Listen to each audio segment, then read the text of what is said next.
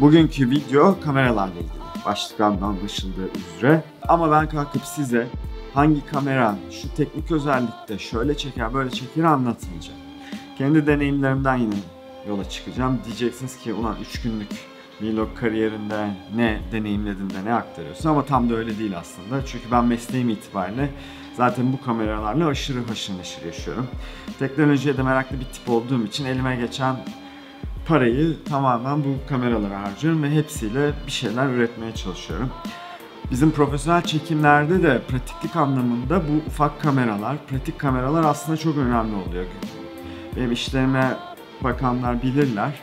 Hep böyle büyük sinema kameralarıyla çekildiği zannediliyor ama aslında tam da öyle değil. Arada bazı planları da bu pratik kameralarla çekiyoruz. Özellikle şu GoPro gibi aksiyon kameraları bazen çok işlevsel oluyor. Şimdi benim işimden ayrı, sonradan aslında daha çok zaman ayırmam gereken bir konu oldu. O da mikrofonlar. Çünkü sonuçta vlog çektiğiniz zaman anlattıklarınızın anlaşılabilir olması anlamında mikrofon çok önemli oluyor. Sesinizin çok net duyulması gerekiyor.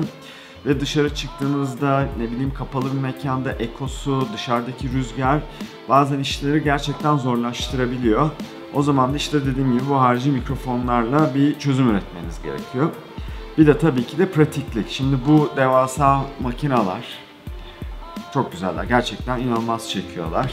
Ama bunun üzerine bir de mikrofon koyup altına Jobo'nun Gorilla Pod'unu kullandığınız zaman biraz hantallaşabiliyorsunuz. Bana ağır geliyor açıkçası.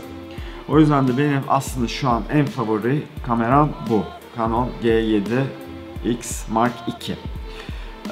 Ama hala tam beni tatmin edemiyor çünkü bu aletin mikrofon girişi yok. Niye mikrofon girişine ihtiyacım var? Çünkü genellikle dışarıda oluyorum ve dışarıda bu aletle çekim yaptığım zaman rüzgarla ilgili bayağı bir sıkıntı yaşıyorum. Şimdi bununla ilgili size birkaç kıyaslama da göstereceğim. Hatta hemen şimdi göstereyim.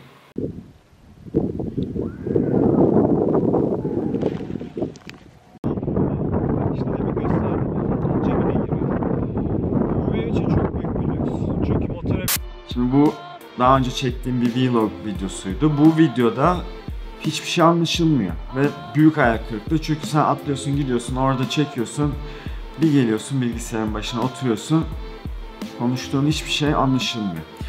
Şimdi bu kameranın üzerinde şöyle yakınlaştırayım. Şöyle bir tüylü bir rüzgar başlığı var. İngilizcesi bunun Dead Cat diye geçiyor. Türkçesini tam bilmiyorum ama rüzgar başlığı ya da rüzgar engelleyici olarak geçiyor. Şimdi bunun olayı, bu bir aslında kendi kendine ürettiğimiz bir çözüm. Ben keşfetmedim bunu. YouTube'da videosu var. Aşağı açıklamaya da bunun linkini koyacağım nasıl yapıldığına dair. Şimdi ben bunu söküp tekrar bununla uğraşmak istemediğim için size başka bir videodan bir örnek göstereceğim. Ses deneme. Hayvan gibi rüzgar var. 30 kilometre. 34 kilometre. Bakalım mikrofonun başındaki bu tüyler işe yarıyor mu? Onu deniyoruz. Zekicim, güzel bir arya söylemek ister misin? Arya kapandı ama o Avea ile birleşmedi mi? O Arya. Avea ile birleşen o değil mi? Arya. Yok. Söyle, bağır. Arya. Arya. Arya. Sevdamı dağları. O mu? Yazarım. Evet. Arya. Bu videoda o kadar fazla rüzgar vardı ki 30-35 kilometreli rüzgar esiyor. Bir de şu LCD'yi açtığınızda rüzgar buraya çarpıyor ve burada inanılmaz bir uğultu oluşturuyor ve konuştuklarınız hiçbir şekilde anlaşılmıyor. Bu tür rüzgar başlıkları aslında profesyonel sinemada da çok kullanılan çözümler. Mesela bu da bir Rode'un mikrosu. Bu 80D'nin başında da var. Şimdi birazdan onu da göstereceğim. Konuya geri döneyim. Pratiklik. Pratiklik gerçekten çok önemli oluyor. Yani eğer kalkıp böyle çantaya bütün kameralarınızı doldurup gezmiyorsanız ve pratik olmak istiyorsanız o zaman işte bu kamera enfes bir çözüm. Okuduğum kadarıyla bunun yeni versiyonunda bu aralar çıkması gerekiyor. Mikrofon girişi olacağı söyleniyor ve 4K'ya çıkacak. Şu an 1080 çekiyor. Bence vlog için gayet yeterli bence. Bir de benim şu an favori kameram bu. Osmo Pocket. Bu aleti aldığınızda tabii ki de bu aparatları yok etrafında. Alet şu şekilde geliyor. Ve gördüğünüz gibi inanılmaz başarılı. Çünkü çok küçük. Gimbal diye geçiyor. Stabilize ediyor görüntüyü ve suratınızı takip edebiliyor. Bu Face Track özelliği de çok önemli. Çünkü siz kendinizi çekerken bunun işte kadrajıyla uğraşmak ya da fokusuyla uğraşmak istemiyorsunuz. Bu her şeyi kendi başına hallediyor. Şöyle yakından göstereyim. Şöyle elim kadar bir alet. Oldukça pratik. Fakat yine tabii ki de bunun üzerinde mikrofon, şurada bir tane küçük delik var ve sesi oradan alıyor. Sesi alırken yine rüzgar varsa ortamda ya da mekanda bir eko varsa seste biraz sıkıntı oluyor. O yüzden şöyle bir aparat satıyorlar.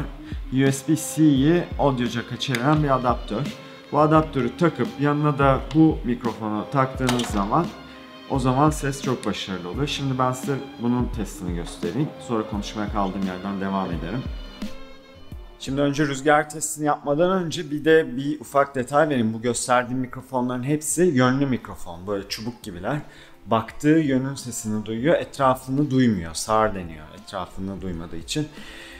Şimdi bu sesi yönlü mikrofonla kaydediyorum. Şimdi mikrofonu çıkarıyorum. Şimdi üzerindeki o küçük delikten kaydediyor ve bütün odadaki aslında sesi de duyduğumu fark edeceksiniz. Bir anda sesin derinliği değişmiş olacak. Şimdi bir de size rüzgardaki performansını bu yönlü mikrofon varken ve rüzgar başlığı varken ki halini göstereyim. Bir de yokkenki halini göstereyim.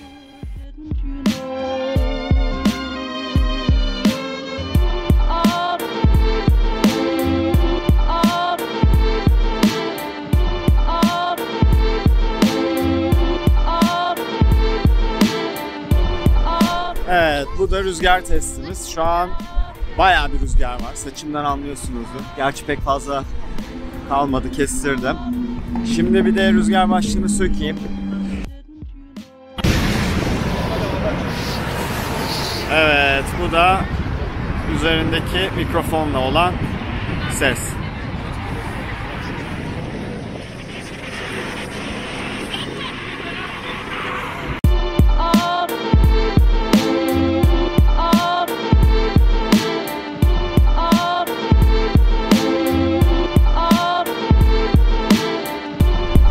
Şimdi ofise geçiyorum. Kaldığım yerden devam edeceğim. Bir 80D kaldı. Bir de şu mikrofonlar hakkında birazcık da anlatmak istediklerim var.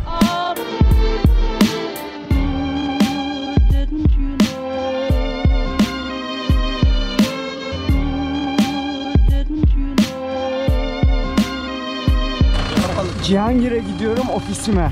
Şu ara... Nereden gideyim? Muhtemelen bu geldiğin bilmem kaçırdığı noktada sivil araç alamıyor.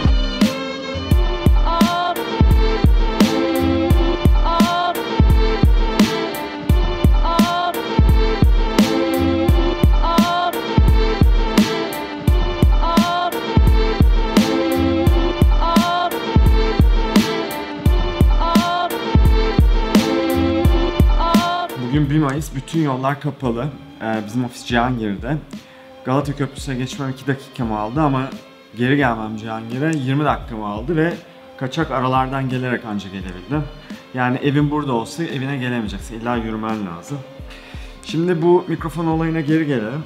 Şimdi bu kamera 80D. Şu anki kaydı 80D ile alıyorum. Üstünde de bir tane Rode'un yine mikrofonu var. Bunların detaylarının hepsini aşağı açıklamayı yazacağım. Hangi ürünle, hangi mikrofonu kullandığıma dair. Bu mikrofondan şu bir tane örnek göstereyim size. Nerede bu mikrofon? Nereye götürdüm ya? Bir dakika, geliyorum. Mikrofonu kaybettim, iyi mi? 2 saniyede. Şaka mı? Ha. Evet, buldum. Bu yönlü mikrofon, yani directional mikrofon diye geçiyor. Bu demin Osmo'daki mikrofon, Video Micro diye. Dediğim gibi bunların detaylarını yazacağım aşağıda açıklamaya. Hangi kamerayla hangi mikrofonu kullandığıma dair. Şimdi şöyle çalışıyor bu. Baktığı yöndeki sesleri duyuyor. Fakat yandaki sesleri daha az duyuyor. Arka taraftan ise hiç ses almıyor. Böylelikle aslında arkadan gelen bir fon gürültüsü varsa onları duymuyor. Zaten fark etmişsinizdir video testlerde. Bu yönlü mikrofonlarla kaydettiğimde benim sesim çok daha net duyuluyor. Kamera üzerindeki mikrofona geçtiğimde, mikrofonu çıkardığımda o zaman bir ortamın böyle ekosuyla, ambiyans sesleriyle birlikte duyuyorsunuz. Hemen şimdi onu göstereyim size. Şimdi 80D'nin mikrofonunu söküyorum. Evet, bu da sökülmüş hali. Şu an kameranın üzerindeki mikrofonla kayıt alıyoruz. Ya bu ses gerçekten çok önemli çünkü anlattığınız şeyler önemli ve bunları izleyenlerin net bir şekilde duyabilmesini, algılayabilmesini istiyoruz. Şimdi rüzgar testine geçelim. 80D'yi hem üstündeki yönlü mikrofon ve rüzgar engelleyiciyle hem de bunların hepsini söküp çıplak haliyle bir rüzgarlı bir ortamda bir test edelim bakalım ne duyacağız.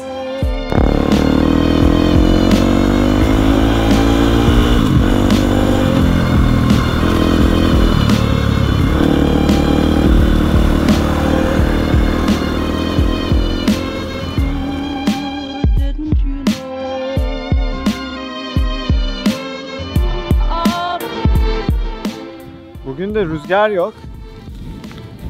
O yüzden ta Kilyos'a gelmek zorunda kaldım. Bu rüzgarı gösterebilmek için. Biraz da bahane olsun istedim motora binmek için. Şimdi şöyle, şu an yine Rode'un mikrofonu üzerinde, yönlü mikrofon. Rüzgar başlığıyla beraber. Şimdi sökeceğim, aradaki farkı göstereceğim. Ama çok öyle majör bir rüzgar yok. Bakalım farkı görebilecek miyiz? Evet, bu da kameranın kendi üstündeki mikrofonunun sesi. Bu metreye bakıyorum, evet, rüzgarı okuyor. Biraz şöyle açı da değiştireyim. Evet, aradaki fark bu. Yani genel anlamda bu rüzgar başlıklı mikrofonları kullanmak her zaman sizi daha güvende kayıt yapmanızı sağlıyor. Çünkü öbür türlü dediğim gibi o GX7'de olduğu gibi çekiyorsun, sonra bilgisayar başına bir oturuyorsun, kullanılacak ses yok. Belki de şu an bunun sesi bile olmayabilir. O yüzden bir de rüzgar başlığıyla beraber üstündeki mikrofonla bir de kaydedeyim ki kendimi sağlama alayım. Evet, şimdi toparlamak gerekirse yine başta söylediğimi söyleyeceğim. Bu Osmo, Pocket Osmo ve GX7 Mark II benim favori kameram. GX7 Mark III çıkar ve eğer bir mikrofon girişi olursa o gerçekten en iyi kamera olacak benim için. Çünkü bir de bahsetmediğim bir mevzu var. Bu kafa takibi yapıyor. Yani kafa takibinden kastım, sizin nerede olduğunuzu biliyor. Sizi bir kutu içine alıyor şöyle. Ve sizi takip ederek netliği sürekli sizde ve exposure da size göre ayarlıyor. Bu tabi vlog çektiğin zaman çok büyük bir avantaj oluyor. Çünkü hareket ediyorsun, kameraya yaklaşıyorsun, kameradan uzaklaşıyorsun. O netliği birinin senin için yapması lazım. Bu yeni nesil makinelerde bunu yapıyor. Bir de GX7 Mark II de her ne kadar Osmo kadar olmasa da, çünkü Osmo bir stabilizasyon sistemi, optik olarak bir dijital stabilizasyon yapıyor. O yüzden GX7 gerçekten çok başarılı. Bir de dediğim gibi o iki kameranın da pratik olması çok önemli. Yoksa elinizde büyük bir tripoda bağlı koca bir kamera, üzerinde de kocaman bir mikrofonla sokakta gezdiğiniz zaman insanlar garip garip bakıyor. Bu işi birazcık daha düşük profilde yapmak çekerken size avantaj sağlayacaktır. O yüzden ben bu iki kameraya bir bakın derim.